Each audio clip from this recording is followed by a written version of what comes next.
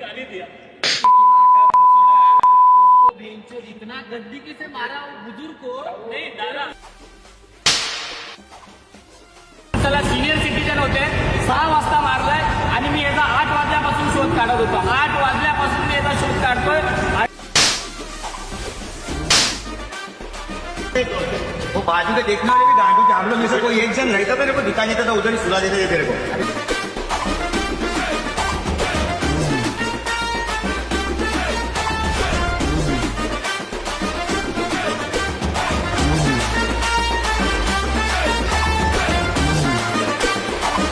कठोर कारवाई झाली पाहिजे साहेब